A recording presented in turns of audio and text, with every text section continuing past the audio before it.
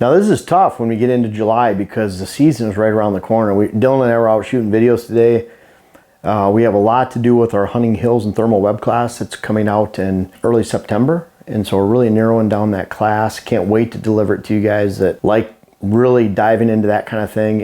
I talk about food plots all the time, hunting deer in the rut, hunting strategies. I do talk about hills and thermals. I actually have a playlist on my site. We just don't hit it that much. And so this is a web class of around 20 videos, and it's hard hitting, and it really breaks down those topographical features. So this is now the time to learn once we get into that time, right before the heart of the season. So I think you can really, especially the land features that have been proven tactics for me over the years, really breaking those down by detail and showing you a host of drone footage, hunt-wise map footage, diagrams, to try to really hit home with those. But it's close. And when we were out there, I mentioned to Dylan, boy, it's almost just 2 months away till the season begins in both Minnesota and Wisconsin here. It begins in the middle of September, so it's really literally just right around the corner, and I can't wait. So let's go over some of these fails. And of course, there's different fails every month. Some are the same, like number 2. How about we just skip right to that, not shooting your bow?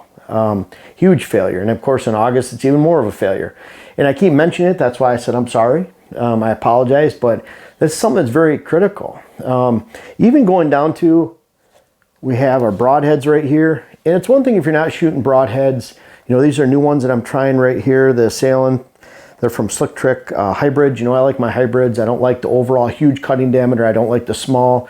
I've really enjoyed shooting the hybrids in between, where you have a couple bleeder blades and then you have that are solid heads. I like the long skinny furrow of this, so it gets good penetration. And then at the same time, it has the expandable cut that actually is about 1 3/4 inches right around there. So really good cutting diameter overall. And you're not sacrificing ultimate cut and getting less penetration. There's a really good balance, and that's why I like these hybrids, but you got to shoot them. And it's one thing if you're not shooting them in May, June, even early July, but by the time you're getting 2 months away from the season, it's really time that these broadheads should be a part of your shooting routine. These come with practice blades, so they're pretty easy to shoot it, put in, and then shoot and not destroy an actual head. But what I usually do is I have a bucket of arrows, sometimes a dozen that I'm shooting at a time. I'm trying the new Exodus whitetail arrows right now. Really excited with those. Exodus trail cameras came out with some great arrows, great looking arrows. But I'll have a dozen arrows in the bucket or in the tube, and I'll have 1 or 2 broadheads. And so I might take 4 or 5 field points, shoot those. I might shoot the broadhead first, the field points second. But I want to know the differences of where they're hitting, because broadheads do hit differently. Doesn't matter how tuned your bow is, if you're shooting full expandable, small head, big head, they're going to fly differently. I'll find they're consistent though. If you have a good flying head and a good tuned bow, and your bow is tuned well, you'll find that when you're shooting out at 40 yards and you're 2 inches low right, that's pretty consistent at 20 yards, 80 yards, 60 yards, whatever it might be. And I always encourage you with your bow. I've been doing this for years. I have an article that came out about 15 years ago, 12 years ago, talking about to shoot further than you actually would in the field, usually double. So really expand your shooting. If you plan on shooting 30 yards in the field, you should be shooting 50, 60 yards. It makes it a lot easier for you.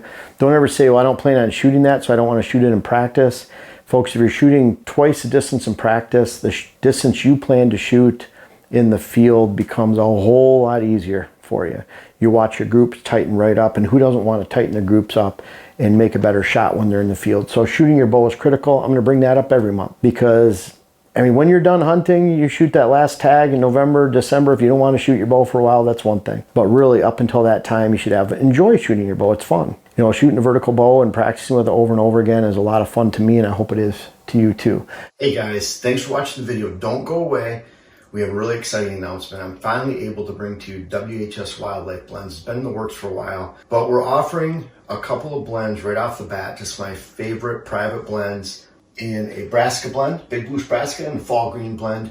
Both have the ability to build your soil, at the same time help you with weeds, and they're highly attractive. They're what I personally use. So after designing food plot programs for over 1,200 clients in the country, after writing about food plots, speaking about food plots, and of course, hundreds of videos on how to create food plots that best fit your needs, we're finally able to bring this to you. There are no coatings in these seed mixes, no sugar beets or other types of seed varieties that really don't mix that have different maturity dates. These are made to actually be planted together. No ryegrass. We don't add any of that garbage to the mix. And then also no dwarf Essex rape. That's a smaller rape variety that's really cheap. We don't add that to the mix either, just to cheapen down the mix for us. And then finally, no bad mixes of cereal grain and brassica. So we're really excited about this. Again, these are my own personal mixes. I can't wait for you to try them out. It's a limited run this year. Shipping will be towards the end of July. Look forward to it on our website. The link is in the description. Thank you guys for watching. Now back to the video. Number one, though, we'll flip back to that, is I see a lot of people scouting way too much on public land. It's one thing if you're going to hunt 3 or 4 states, and not everyone has those resources. Most people don't. But if you're going out and scouting, we found a lot of success. When I go out in Pennsylvania, I think I've shot 16 bucks in 20 years, going back to 1993. Shot close to 30 bucks in public land between Ohio, Michigan, and Pennsylvania. And a lot of those bucks came from a day or two of scouting. A buck that I had, a big swamp monster that shot on public land in Michigan in 2011. And now I knew the area. I know the funnels that go through the swamps. But really, that was going in on a Sunday and seeing where there's sign, just lightly hitting the edge of that movement, noticing there's good mature buck sign, and then getting out of there. Going back in on Tuesday, spending a full day in the woods, having a great hunt, and then going back on Thursday, that second time in the woods, and actually shooting that buck. It doesn't take long. We just detailed the story about hunting in Ohio and a buck I shot down there with a bow, and how that buck really was a Saturday of scouting sometime in early September, mid-September, somewhere around there, and then going back, hunting in October, really scouting those stands when we hunted, checking those trail cameras that we had left out over about a 2-3 mile area, 5 different setups to see where there was actually mature bucks, and then really honing it down by the time we went in end of October, November to hunt. It doesn't take a lot of scouting effort because you're looking for change. You're looking over a large landscape of public land, 10,000 acres. You're Xing out all the big water areas, all the common habitat areas, and you're just focusing on habitat change. The more habitat locations or change that come about in one location, the more chance you have of narrowing down where deer travel, because deer are creatures of edge. So as they're moving along those habitat changes, could be waterways where highland meets lowland, especially topographical change, which you talk about in the Hills and Thermals web class, then you're going to narrow down exactly where deer move. And let's face it, you could take 10,000 acres in most public land areas where there's a lot of monoculture of habitat, narrow that down to a few hundred acres, go directly to those points. Don't get sidetracked with different areas. Go directly to those points of interest that you have circled. Let's say you have 10 of those circled. Check them out fast on a Saturday, maybe a Sunday, and then leave it alone. Go back there, check the sign in each one of those areas. Be very systematic with your approach.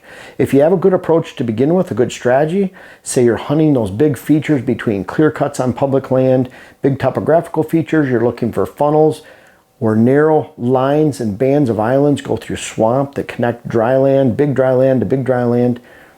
You have good access. Then it's just a matter of verifying the deer are in that area and going in and having a good hunt. Of course, if you leave trail cameras out on public land, you can get them stolen, but they can also give you some intel months before you even get there as to what's going through the woods in those specific funnels that you've already planned on. And again, going back, you can spend more time looking at the maps on your couch at your dining room table. That might take a while. I'm going to put Dylan on the spot, but he shot a buck down in South Dakota. And I know for a fact, I've talked to Dylan, that he didn't spend a lot of time scouting, and largely because we're both busy. For Dylan to go out and scout South Dakota, where he's going to go hunting several weekends, isn't an option for you, is it, Dylan? No, absolutely not. You're losing money in life. You're losing time with Jerry, your wife, and yep. It's just not. It wouldn't be a good thing. But how much time? I know we detailed this. There was a couple nights I couldn't sleep, where I stayed up and just looked at the map on my phone until I fell asleep. Maybe consisted of an hour. When I first got there, the first afternoon, I boated out to the spot and I did a hot lap. I ran around the whole place for an hour and a half, and I was back to the boat and gone. So I mean, that was it. And then when you went in and hunt, it was kind of hang and hunt. Yeah, yep, it was great. I cleared a couple of spots that I could get my stand into, and on that hour and a half romp. So I mean, really, it was very just kind of a speed hunt, because I only had 3 days to hunt anyway. So yeah. Let's get in, let's see what happens, and I was fortunate to come out heavy. And that's where you really can be successful. I think, everyone says, well, I love hiking the woods. We love looking in deer woods. I mean, Dylan and I do it for a living. We're on many properties every year, dozens and dozens, close to 100 properties. Dylan will probably be on 60, 70, I don't know. I mean, different days in the field, you're probably 70 to 80. I'm on about 70 to 80 client properties, and we like it. I love it. I love spending time with the clients. I have a good time. I get to know my clients. I know Dylan does too. We both like having a few beers with our clients occasionally, and we generally enjoy what we do. But that doesn't mean when I go out to public land, I want to hike all over the place and waste my time. And you could say, well, hiking in the woods isn't wasting your time, but it is if you have no direction and you're getting sidetracked. No different than when we're scouting a property for a day and drawing up a design. I don't want to hear too many stories about how Uncle Larry shot a buck 20 years ago at a certain stand, because that has nothing to do with what we're doing that day. In fact, it takes away from, Dylan and I are, and now Kevin and Joe, we're looking at that all day, and we have to be really focused on, okay, if we're putting bedding area here, food is going here, travel corridor here, water hole here, stands are here, we're putting that all together in our head. And if we're getting sidetracked with not meaningless, but conversation that doesn't have to do with the plan, then we're taking away from our client. And that's the same with your hunt. If you're getting sidetracked with your hunt, thinking about this or that, or you're getting sidetracked, hey, let's just go look at this area. Be very systematic. Look at exact locations, spend a day or two to look at it, and go from there. Number 3, because we already talked about, again, I'm sorry, shooting your bow, but bad weed control. When your food plots have weeds, you have to get rid of them. July is a time where it's a make or break. If you have too many weeds, spray and get rid of it. If you plan on planting early August and you have a couple weeks and you have a lot of weeds, hit it with a healthy dose of 1 pint per acre, a 2,4-D, 2 quarts per acre, or glyphosate, and don't let anyone tell you that weeds are good in a food plot. That's from people that don't actually build herds and build great hunts every year. Because if you have weeds in your food plot during the summertime, deer might like that diversity. I can fully admit that. Upland settings, early successional growth. Deer love those type of habitats during the summertime as it relates to browse and food, because there's a lot of diversity. However, all that green is dead going into the hunting season, with the exception of more south in the country and deep south where there's not much frost and freeze. But when you talk about the major north whitetail states, and I'm talking the north half of the country, all that green is dead and dried during hunting season, offers no value. It takes from your food plots.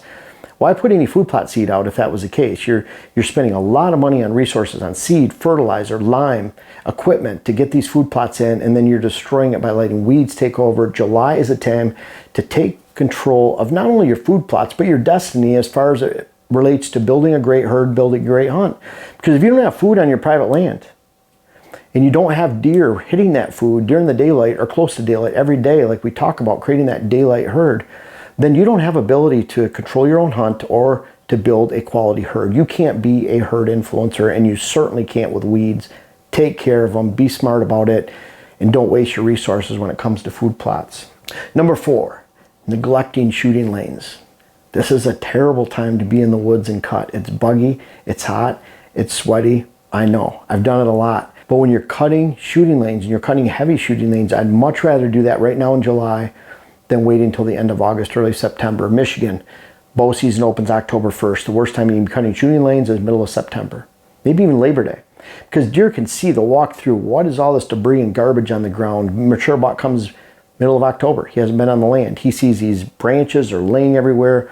They're obtrusive, and they can pick that up, especially an older buck. They certainly will. So cutting your shooting lanes in July, just backing up a couple months, is great. I wait for stands to clear out in August and early September, where I know I can just hang a stand. They've already been pre-cut, or I don't need to cut much because it's on the edge of open hardwood, something like that, where I know I have quality shooting lanes. I save those stands for then so I can really be efficient with my time. But when it comes to July, you could even say June, I'm really spending a lot of time cutting out those shooting lanes and making sure that all that summer's growth is accounted for and cut when you're heading to the woods. Also, number 5, don't fall victim to basing your fall hunt on summer patterns. So many people look at these big giant bucks that are coming out in the field. They're really growing with their velvet into this time of year, July, and then certainly August. A lot of people don't realize bucks, their antlers stop growing about August 10th, 11th, 12th, somewhere around in there. By the 15th, 20th of August, they're completely done. So you're looking at these bucks, they're giant in July, And if you're basing on where they're coming in and out, now maybe you have a September 1st opener, you have beans or hay out in the ag fields, you might find that you have 3 or 4 days or a week or two to hunt those bucks that are coming out. I suggest if you do, hunt a cold front night, go in there, one and done, expect to try to get a chance at that buck, because it doesn't take much of intrusion to push him to his fall hot spot. And that's why you might get a limited chance early season, especially in those early whitetail states, had a chance with those July deer patterns. But it pays to play the long game and make sure that you're putting your scouting focus for fall hot spots, whether the deer are there right now or not, instead of these July summer patterns that can lie to you, mislead you, and lead to a miserable hunting season if you rely on June, July, August patterns, even early September, to dictate the quality and the success of your fall hunt and herd. Folks, I want to make sure you check out my web class video series, whether it's how to design your food plot program or how to design your property in general. And we have a new one coming out that'll be how to hunt the rut. But these bucks back here are a testament. Some of these bucks go back to 93. They're even in different states. I urge you to check out those web classes so that you can help yourself, help your land, help your hunt. The link is in the description. And also for those that have tried them out, I encourage you to offer some feedback in the comments below. Thank you.